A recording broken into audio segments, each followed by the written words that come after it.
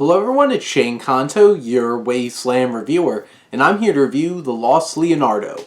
And this is a new documentary from Sony Picture Classics, and is from director Andreas Koefoed, and it focuses on the mysterious story of Salvator Mundi, the final painting of Leonardo da Vinci, supposedly, allegedly, that had been discovered in New Orleans.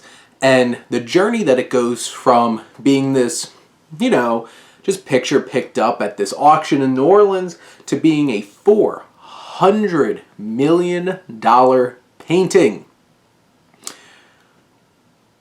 What? That just floors me. The amount of things you could do with $400 million and you spend it on one painting. But that's such the fascinating thing about this story and this documentary. In general, this documentary is pretty standard in terms of structure, and it has three main acts. It plays off smoothly through those three main acts, starting off with art dealing in general, the lead up to this giant purchase, and the global effects of the existence of this painting after its $400 million purchase. And it portrays a lot of interviews, which are beautifully shot. The use of shadow and just textured look to everything. You can tell this is a Sony Pictures Classic documentary because there's so much just style and just craft that goes into the actual technical aspects of this documentary. There's some incredible shots, some parallel looped shots from the beginning of this camera tilt down this beautiful building, looking through the window into the studio of this one particular restorer who is a big part of this whole entire film, and she's the one who restores it and is the first one to be like, this might be a Leonardo. And the story comes full circle with her as it tilts back up over the New York skyline, and really making this story feel like it came full circle. And that storytelling in documentary form is really impressive. This is a beautifully shot film, and this plays off like a thriller.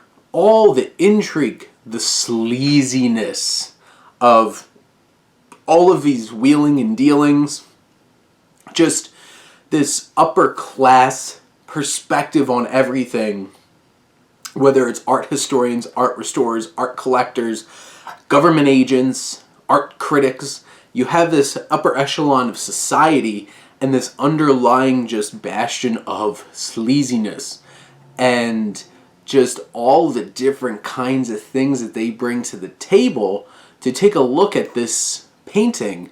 And the conflict of is this a Leonardo?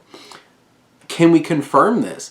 And all this compelling, you learn so much about the art scene and the art, all the bidding wars and all those kinds of things, art dealing made to make a whole lot of sense to somebody who didn't know a whole lot about it. And this film really accomplishes that. Then you have this wheeling and dealing and all of this perspective from critics to art historians trying to figure out, is this really a Da Vinci? And then you get the mystery of who bought it? Why? Will we ever see it?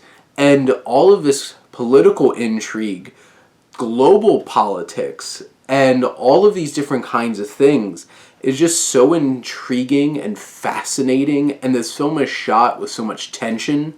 And this documentary accomplishes something that not a whole lot of documentaries can, which is capturing the real feel of a fictional narrative and the roller coaster ride that it takes you on.